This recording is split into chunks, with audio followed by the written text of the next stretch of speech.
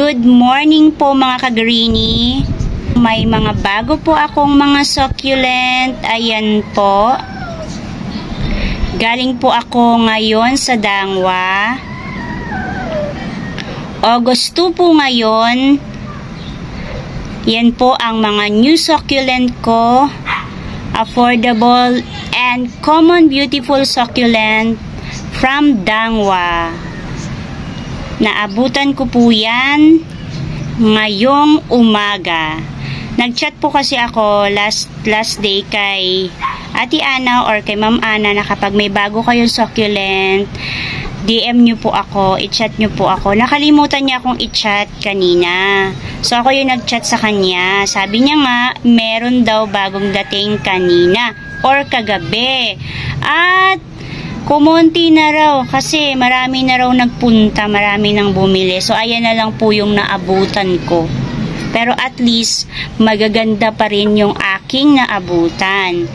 Meron pa rin naman po doon, medyo may mga common succulent na marami pa. Nakita ko si Beltana, ang dami-dami ni Beltana. At saka ni Rose Cabbage. Medyo malalaki din yung Beltana ngayon nung naabutan ko kanina. I-share ko sa inyo ang aking mga naabutan or nabiling mga succulent kaninang umaga sa Dangwa. So, unahin ko itong aking dugong. Ito yung medyo pricey kasi lahat po ito ay 25 pesos lang. Mura lang talaga doon. Ito, binigay lang ito sa akin ni Ate Ana ng 100 pesos. Hindi na bad, okay na po yun kasi 2 heads na po yan. Kapag ipapat ko siya ngayon, pagsasamahin ko muna sila. Hindi ko muna sila paghihiwalayin kasi baka sila ay magtampo. So, magkasama muna sila. Sa big pot ko sila ilalagay. At katabi niya, ayan po. Hindi ko po siya kilala. Baka po may nakakilala sa kanya. Pa-ID na lang po ng aking new succulent na ito na hindi ko kilala. Maganda siya. Meron siyang variegated. Hindi ko pa siya kasi na-encounter kaya hindi ko siya kilala. Katabi niya, ayan po malaki po ito. Malaki din po ito, yan. Etong dalawa na yan, sila si Millionaire. O, diba? Pangalan pa lang. Mayaman na. Mayaman na ako, Millionaire eh. Ganda niya, malaki po siya, at saka yung leaves niya malaki po. Dalawa po yung kinuha ko. Katabi niya, si Mahogany. Isa lang po yung kinuha ko. Si Mahogany, medyo po siya dito. Medyo nag-iinerte siya. Ayaw po kasi niya ng full sun. Morning sun lang po ang gusto niya. Dahil pag pinulsan ko po siya, naubos po yung leaves niya dito, nagda-dry po. Yan, wala po akong magawa. Hindi ko naman po siya pwedeng diligan ng diligan kasi may stem rot naman po siya. Nagda-dry. Minsan po yung aking mahogany, 3 na lang o kaya 4 na lang yung leaves.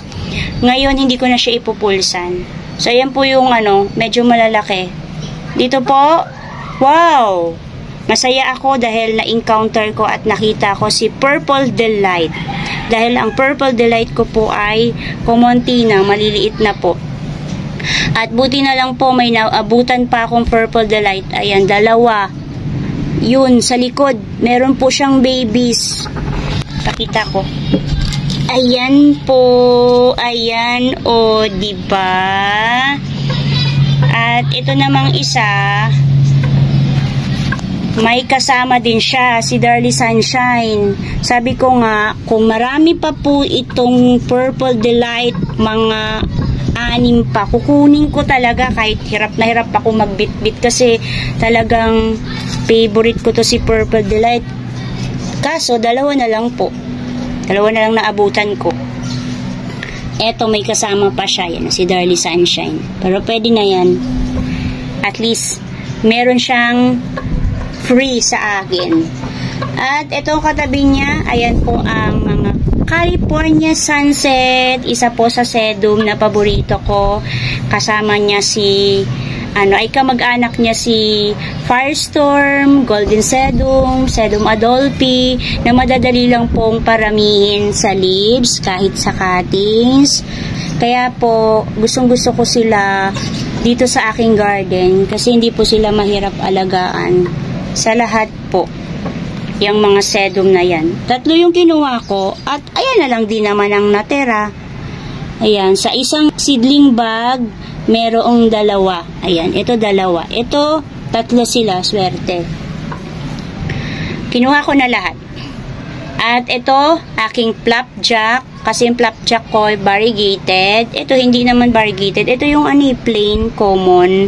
Meron siyang ganyan, pa-red-red, pa-pula-pula.